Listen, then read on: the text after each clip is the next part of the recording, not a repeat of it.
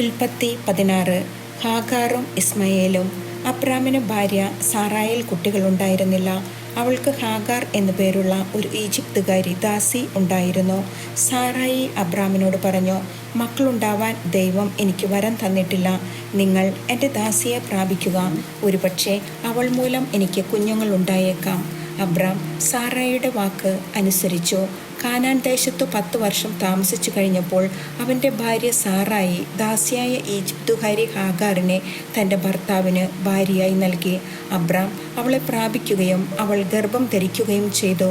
താൻ ഗർഭിണിയാണെന്നറിഞ്ഞപ്പോൾ യജമാനത്തിയെ അവൾ നിന്ദയോടെ വീക്ഷിച്ചു. സാറായി അബ്രാമിനോട് പറഞ്ഞു, എൻ്റെ ദുരിതത്തിന് നിങ്ങളാണ് കാരണക്കാരൻ. ഞാനാണ് എൻ്റെ ദാസിയെ നിങ്ങളുടെ ആശ്ലേഷത്തിന് വിട്ടുതന്നത്. പക്ഷേ താൻ ഗർഭിണിയാണെന്ന് കണ്ടപ്പോൾ അവൾക്ക് ഞാൻ നിന്ദയായി. എനിക്കും നിങ്ങൾക്കും മധ്യേ കർത്താവ് തന്നെ വിധിയാളനാവട്ടെ. അബ്രാം പറഞ്ഞു, നിന്റെ ദാസി ഇപ്പോഴും നിന്റെ കീഴിലാണ്. നിന്റെ ഇഷ്ടം പോലെ അവളോട് പെരുമാറിക്കൊള്ളുക. സാറായി അവളോട് ക്രൂരമായി പെരുമാറാൻ തുടങ്ങി. അപ്പോൾ അവൾ സാറായിയെ വിട്ട് ഓടിപ്പോയി. എന്നാൽ കർത്താവിൻ്റെ ദൂതൻ ഷൂറിലേക്കുള്ള വഴിയിൽ മരുഭൂമിയിലുള്ള ഒരു നീരുറവയുടെ അടുത്ത് വെച്ച് അവളെ കണ്ടെത്തി. ദൂതൻ അവളോട് ചോദിച്ചു, സാറായുടെ ദാസിയായ ഹാഗാറെ, നീ എവിടെ നിന്ന് വരുന്നു? എങ്ങോട്ട് പോകുന്നു? അവൾ പ്രതിവചിച്ചു, ഞാൻ യജമാനത്തിയായ സാറായിൽ നിന്ന് ഓടിപ്പോവുകയാണ്. കർത്താവിൻ്റെ ദൂതൻ അവളോട് പറഞ്ഞു, നീ യജമാനത്തിയുടെ അടുത്തേക്ക് തിരിച്ചുപോയി അവൾക്ക് കീഴ്പ്പെട്ടിരിക്കുക. ദൂതൻ തുടർന്നു, എണ്ണിയാൽ തീരാത്തവണ്ണം അത്രയധികമായി നിന്റെ സന്തതിയെ ഞാൻ വർദ്ധിപ്പിക്കും.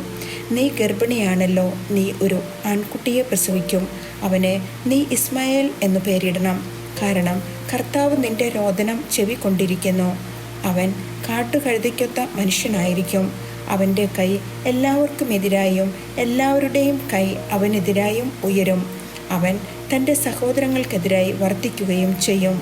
അവൾ തന്നോട് സംസാരിച്ച കർത്താവിനെ എൽറോയ് എന്ന് വിളിച്ചു. കാരണം എന്നെ കാണുന്നവനായ ദൈവത്തെ ഞാനും ഇവിടെ വെച്ചു കണ്ടു എന്ന് അവൾ പറഞ്ഞു. അതുകൊണ്ട് ആ നീരുറവയ്ക്ക് ബേർലഹായ്റോയ് എന്നു പേരുണ്ടായി. അത് കാദേശിനും ബേരദിനും ഇടയ്ക്കാണ്. ഹാഗാറിൽ അബ്രാമിന് ഒരു പുത്രൻ ജനിച്ചു. ഹാഗാർ പ്രസവിച്ച മകനെ അബ്രാം ഇസ്മയേൽ എന്ന് പേരിട്ടു. ഹാഗാർ ഇസ്മയേലിനെ പ്രസവിച്ചപ്പോൾ അബ്രാമിന് 86 വയസ്സായിരുന്നു.